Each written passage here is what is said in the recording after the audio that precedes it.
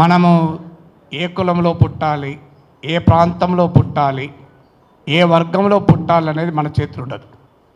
మన చేతిలో ఉంటే ఆప్షన్స్ మనం ఇచ్చుంటే మనం పుట్టించేవాడు ఎవరు చెప్పలే. కానీ పుట్టిన తర్వాత ఎడ ఉండాలి, ఎటువైపు ఉండాలి, ఎవరి పక్షాన పోరాడాలనేది మాత్రం మన నిర్ణయం. అందువల్ల ఇవాళ దక్షిణ భారతదేశ సమస్య అయినా, అది అణగారిన కులాల సమస్య అయినా, నీవు ఎక్కడ నుంచి వచ్చావన్న దానికన్నా నువ్వు ఎటువైపు ఉన్నావన్నదే ప్రాతిపదిక. న్యాయం ఎటువైపు ఉంటే అటువైపు ఉండాలి. ముందుగా దయచేసి ఈ ఉపన్యాసం వినేవారికి అపీల్ ఏంటంటే, ముఖ్యంగా మీడియాకు, ఈ మధ్య నేను కులగణన మీద మాట్లాడాను. దాదాపు 1 గంట 10 నిమిషాలు మాట్లాడాను. 1 గంట 10 నిమిషాల్లో 1 గంట 5 నిమిషాలు కులగణన ఎందుకు చేయాలి, అవసరం ఏంటి, కులగణనానికి వ్యతిరేకంగా ఉన్న వాదనల్లో ఉన్న హేతుబద్ధత లేకపోవడం ఎలా అని కులగణనానికి వ్యతిరేకంగా ఉన్న అన్ని ఆర్గ్యుమెంట్స్ను కొట్టిపారేస్తూ మాట్లాడి చివరకు ఏమన్నానంటే, కులగణనాన్ని చేయడం అవసరము, కులగణనం చేయొద్దని అనడంలో అర్థం లేదు, కానీ కులగణనమే కుల సమస్యను పరిష్కరించదు. కులగణనం సమాజానికి ఉపయోగపడుతుంది, కానీ అది శాశ్వత పరిష్కారం కాదు. కులానికి ఉన్నటువంటి వికృత సామాజిక ఆర్థిక దోపిడీ రూపాలపైన పోరాడాలి అన్న. ఈ విచిత్రం ఏంటంటే, తెల్లారి పేపర్ల ఆన్సర్ ఏంటంటే, కులగణనంతో సామాజిక మార్పు రాదు. నేను అన్నదేంటి, వీళ్ళు రాసిందేంటి?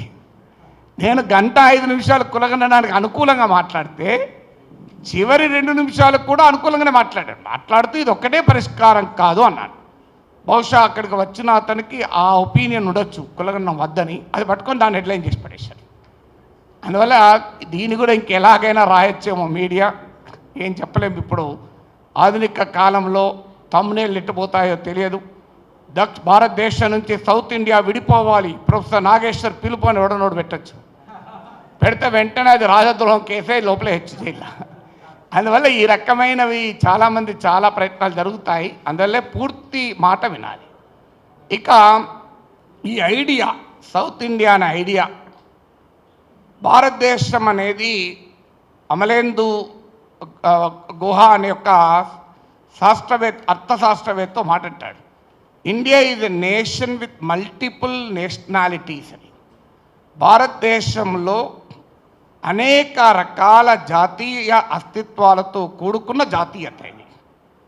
ఏంటి, మన దేశంలో నేను తెలంగాణ బిడ్డను, నేను తెలుగు బిడ్డను, నేను దక్షిణ భారతీయుణ్ణి, నేను భారతీయుణ్ణి, వీటిలో ఏది పరస్పర ఘర్షణ లేదు. నేను తెలంగాణ బిడ్డనంటే తెలుగువాణి కాకుండా పోను, నేను తెలుగువాణ్ణి అంటే సౌత్ ఇండియన్ కాకుండా పోను, నేను సౌత్ ఇండియన్ అంటే ఇండియన్ కాకుండా పోను. అందువల్ల భారతదేశం యొక్క వైవిధ్యభరితమైన స్వభావం ఏంటి అంటే, మనకు అనేక రకాల అస్తిత్వాలు ఉంటాయి. ఇవి పరస్పరం ఘర్షణ పడే అస్తిత్వాలే ఉండాల్సిన అవసరం లేదు. They need not be contradicting identities, they can be complementary identities also. అందువల్ల భారతదేశానికి ఉన్న ఈ వైవిధ్యాన్ని అర్థం చేసుకొని, ఏ వర్గము ప్రజలు అన్యాయానికి గురైతే దానిపైన మనము గొంతెత్తాలి. అందువల్ల ఇలా సౌత్ ఇండియన్ ఇంట్రెస్ట్లకు, దక్షిణ భారతదేశ ప్రయోజనాల కొరకు మాట్లాడడం అంటే అది దేశద్రోహం కాదు, అది భారతీయతకు వ్యతిరేకం కాదు.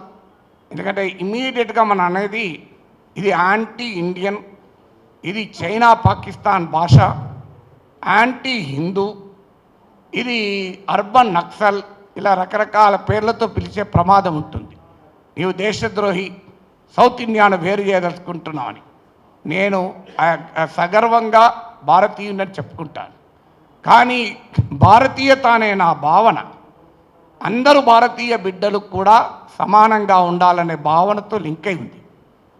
సో భారతీయత పేరు మీద సమాజంలో ఉన్న సామాజిక, ఆర్థిక, ప్రాంతీయ అసమానతల్ని దాచిపెడితే భారతీయత రాదు. ఈ అసమానతల్ని పరిష్కరిస్తే భారతీయత వస్తుంది. అందువల్ల ఈ అసమానతల్ని అంతం చేయమనడం దేశభక్తి తప్ప, ఈ అసమానతల్ని దాచిపెట్టి దేశం ఐక్యతగా ఉండాలి అంటే అది అర్థం లేని పని. చాలామందికి మనకు తెలంగాణ ఉద్యమం అప్పుడు కూడా ఈ సమస్య చూశాం. అసలు నేను శాసనమండలిలో తెలంగాణ ఇష్యూ పైన మాట్లాడేటప్పుడు మాట చెప్పాను, అయ్యా మీ తెలుగు సినిమాలో హీరో ఎందుకు మా ఉస్మానియా యూనివర్సిటీలో చదవడు, మా ఆర్ట్స్ కాలేజీలో చదివి లా కాలేజ్ అమ్మాయిని ఎందుకు ప్రేమించడు, ఒక్క తెలుగు సినిమా చూపెట్టండి ఇట్లా ప్రేమించినట్లు అన్నాను. ఎందుకుండదు? మీ స్టూడియోకు అన్నపూర్ణ స్టూడియోస్కి 20 కిలోమీటర్ దూరాన మా యూనివర్సిటీ ఉంటుంది. కానీ మా ఆర్ట్స్ కాలేజీలో హీరో చదువుతూ, లా కాలేజీలో హీరోయిన్ చదువుతూ, ల్యాండ్స్కేప్ గార్డెన్లో ప్రేమించుకుంటే మాకు కూడా ఆనందంగా ఉంటుంది కదా. కానీ ఎక్కడ చదువుతారో? కాకినాడలోని రంగారాయ మెడికల్ కాలేజీలో చదువుతారు, ఆంధ్ర విశ్వవిద్యాలయంలో చదువుతారు, పొరపాటున కూడా ఉస్మాన్ సిటీలో చదవరు. ఎందుకు మరి ఇది అంటే? ఇతర ప్రాంతాల సభ్యులు కూడా నిజమే, మీరు అనేదాకా మాకు కూడా ఆలోచన రాలేదు. తెలంగాణ యాస ఎందుకు విలన్లకు పెడతారు సినిమాలో? ఏ విలను ఎందుకు మహబూబ్నగర్లో దిగలేదు? ఇక్కడ క్యారెక్టర్ విజయవాడలో ఎందుకు దిగుతాడు, కాకినాడలో ఎందుకు దిగుతాడంటే ఆన్సర్ లేదు.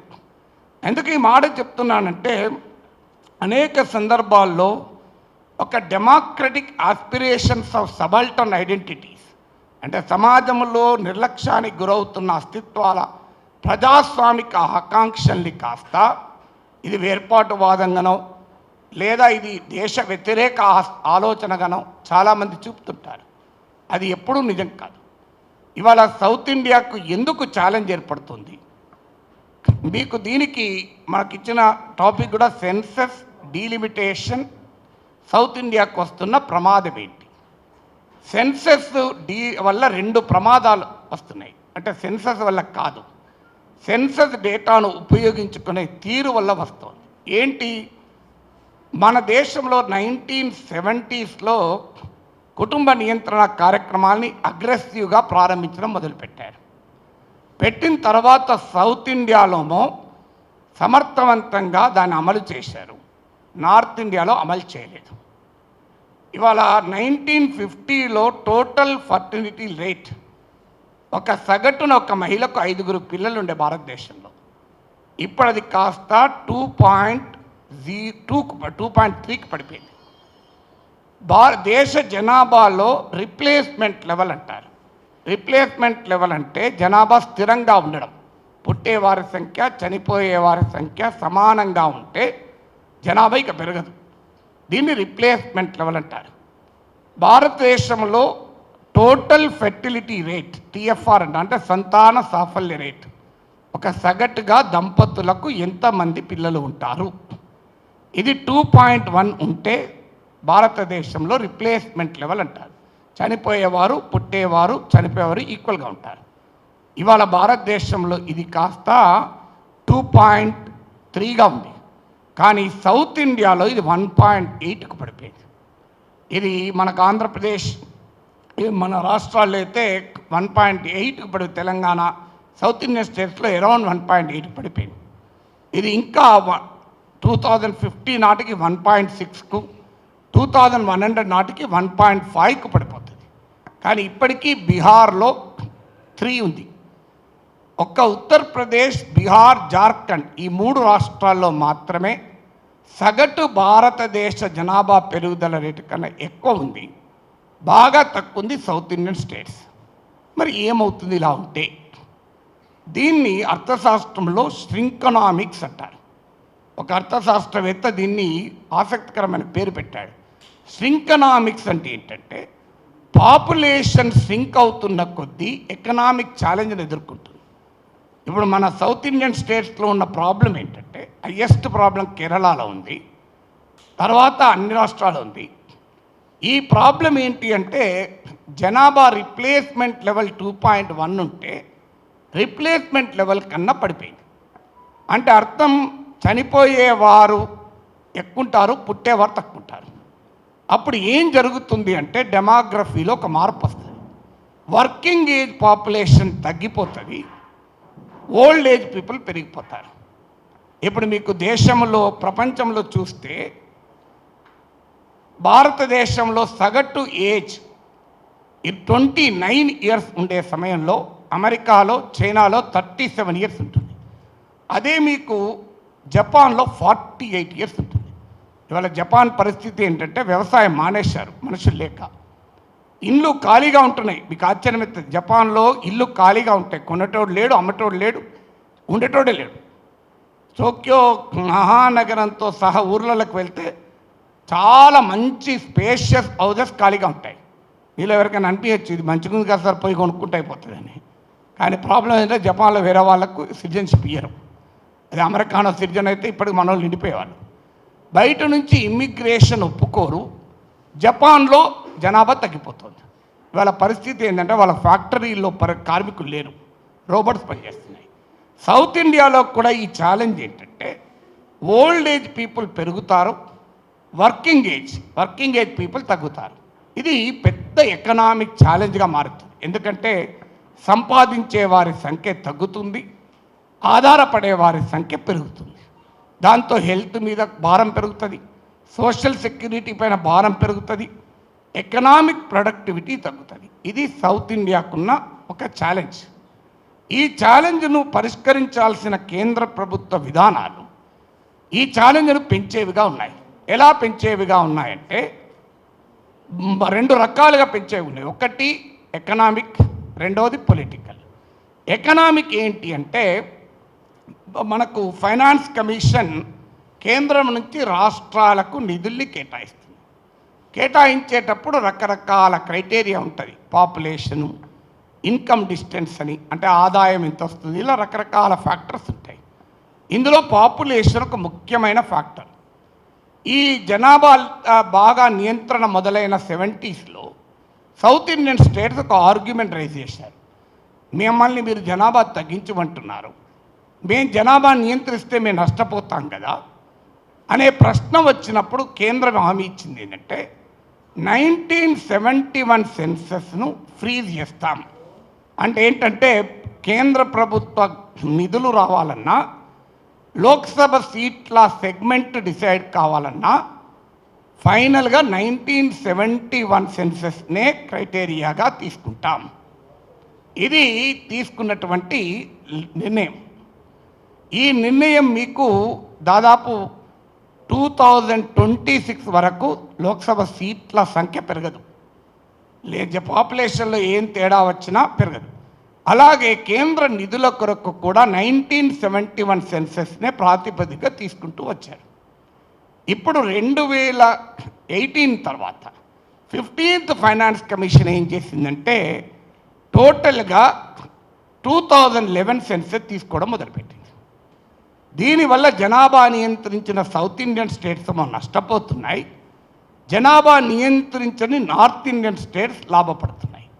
మీకు ఉదాహరణకు కేంద్రం నుంచి వచ్చే నిధుల్లో 40.8% హిందీ రాష్ట్రాల గతంలో వెళ్తుంటే అది 41.2%కు పెరిగింది. సౌత్ ఇండియన్ స్టేట్స్కు గతంలో 18% వెళ్తుంటే ఇప్పుడు 16.2% పడిపోయింది.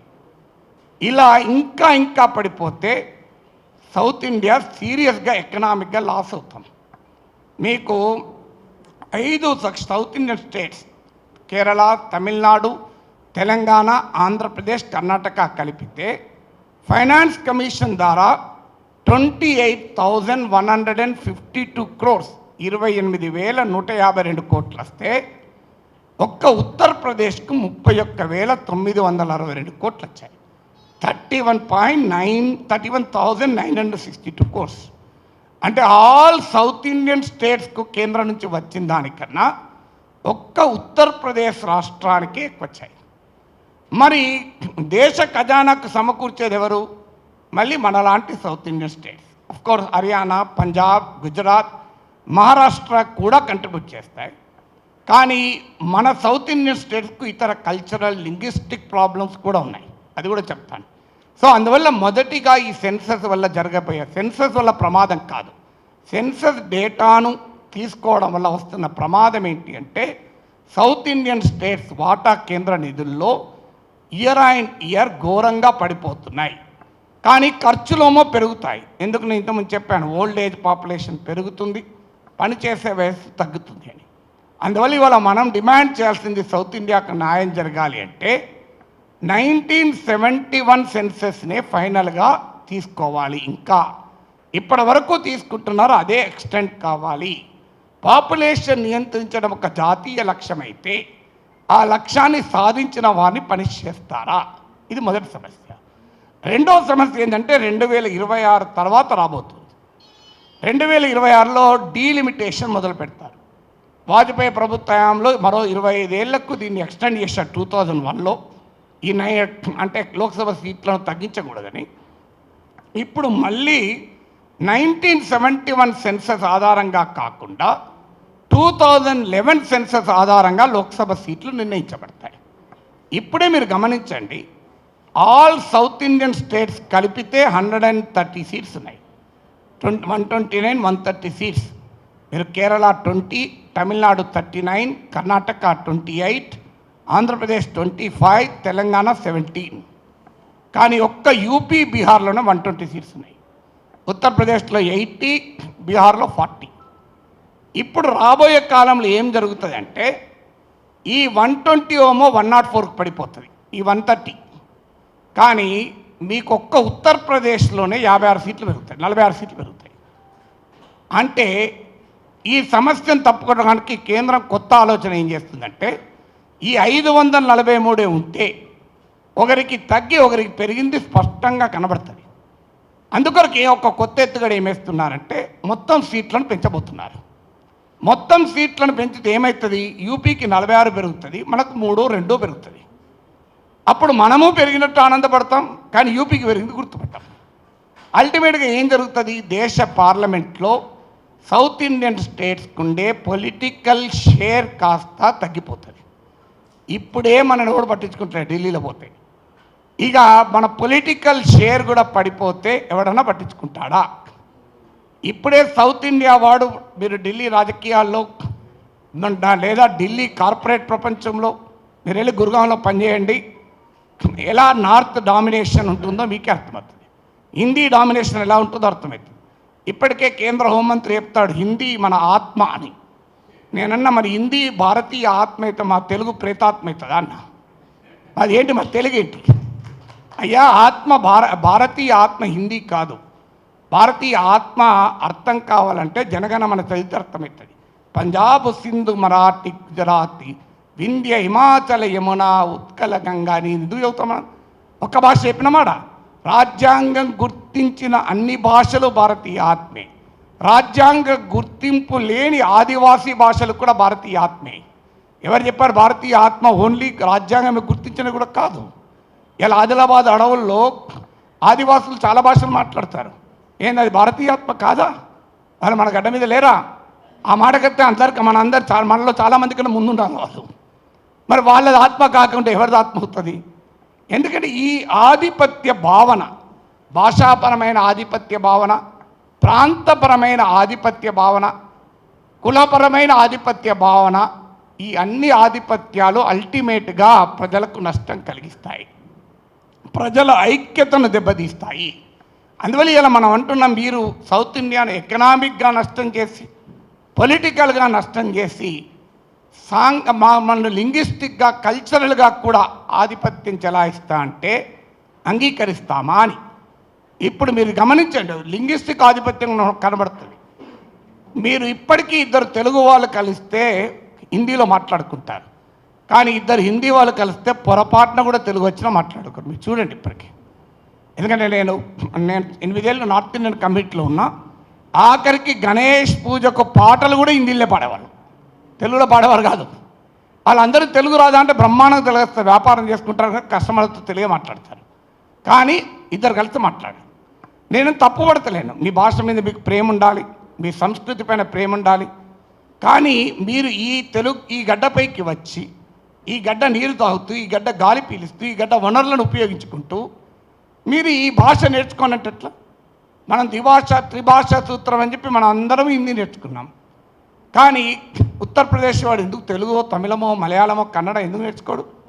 బీహార్ వాడు ఎందుకు నేర్చుకోడు? అంటే మనం మాత్రం హిందీ నేర్చుకోవాలి, వాడు మాత్రం మన భాష నేర్చుకోడా? మనను హిందీ నేర్చుకోమని ఉపన్యాసాలు చెప్పేవాళ్ళు యూపీ వాళ్ళు కూడా ఉపన్యాసం చెప్పాలి. మీరు తెలుగు అన్నా, తమిళం అన్నా, కన్నడ అన్నా, మలయాళం అన్నా ఏదన్నా నేర్చుకోండి, నాన్ హిందీ లాంగ్వేజ్ ఒకటి. కానీ ఎక్కడన్నా అమలవుతుందా? మీరు ఎక్కడన్నా సౌత్ ఇండియాలో ఉన్న ఏ భాషనైనా ఏ హిందీ రాష్ట్రాల్లోనైనా ప్రజలకు నేర్పుతున్నారా? మరి దేశ సమైక్యత ఎలా సాధ్యమవుతుంది? ఇవాళ హిందీ కూడా ఒక్క భాష కాదు, చాలామంది తెలియదు. ఇప్పుడు మీరు లాలూ ప్రసాద్ యాదవ్ భాష మీరు చూడండి, అసలు అర్థం కూడా కాదు మనకు అది. అందువల్ల హిందీ అంతా ఒకటి కాదు, హిందీలో చాలా డైలెక్ట్స్ ఉన్నాయి. కరిబోలి, భోజ్పురి, బ్రజ్భాషి, బుందేల్ఖండి, రాజస్థానీ, పహాడి, గర్హాలి, సంతాలి, ఒకప్పుడు మైథిలి కూడా హిందీ అనేవాళ్ళు. వాళ్ళు మాది మైథిలి హిందీ కాదు, మా సొంత భాష అని గుర్తింపు వచ్చింది. అందువల్ల ఒక హిందీ కూడా కాదు. మీరు ఆదిలాబాద్లో ఉన్న వ్యక్తిని శ్రీకాకుళం ఉన్న వ్యక్తి మాట్లాడినాక ఏమంటాడు? కొద్దిగా తెలుగులో మాట్లాడరా అంటాడు. మీరు చూడండి, అర్థమవుతుంది వాళ్ళకు? అది అర్థం కాదు. నేను విజయవాడలో 1 year ఉద్యోగం చేశాను. ఉద్యోగం చేసిన తర్వాత మా ఇంటి ఓనర్లు ట్రెంట్కుంటే అతని బాబులు వాళ్ళ పిల్లని పిలిచి, అరే బాబు నల్ల బంద్ చేయన్నా. నన్ను కిందికి బిది చూస్తున్నాడు. అరే నీకేనయ్యా చెప్పేది, వాటర్ పోతుంది, నల్ల బంద్ చేయన్నా. మీరు ఏమంటున్నారండి అన్నాడు. అదేనయ్యా నల్ల బంద్ చేయన్నా. నాకు అప్పుడు అర్థమైంది, నేను 2 ఉర్దూ పదాలు వాడుతున్నాను. నల్లా బంద్ చేయి, ఈ 2 వాళ్ళకి ఎట్లా అర్థమవుతుంది? అప్పుడు నేను చెప్పిన, ఓహో నాదే తప్పని చెప్పి కుళాయి కట్టే అన్నా. అప్పుడు కట్టేసిండు. సో మన దగ్గర కట్టే అనరు. నేను పెళ్లి వాళ్ళని తోలుకొచ్చారు అని అంటే ఆ ప్రాంతం వాళ్ళు నవ్వి వచ్చారు. తోలుకొచ్చింది మేము పశువులమా అని. సో మన దగ్గర పెళ్లి వాళ్ళని తోలుకొచ్చిందని అంటాం మనం. సో అలా భాషలో అన్ని తేడాలు ఉంటాయి, సంస్కృతుల్లో అంత తేడా ఉంటాయి. తెలంగాణ గడ్డ పైన మేనమా బిడ్డను పెళ్లి చేసుకుంటారు తప్ప అక్క కూతుర్ని చేసుకోరు. మేనమా తండ్రితో సమానం అన్నది. ఇక్కడ ఆంధ్ర ప్రాంతంలో మేనమాను పెళ్లి చేసుకుంటారు. మరి అంటే కల్చర్, భారతీయత గొప్పతనం ఏంటంటే భాష, సంస్కృతి, ఆహారము, సాంప్రదాయము, ఆచారము అన్నిట్లో కూడా చాలా వైవిధ్యం ఉంది. ఈ వైవిధ్యాన్ని గౌరవించడమే జాతీయత, ఈ వైవిధ్యాన్ని గౌరవించడమే భారతీయత.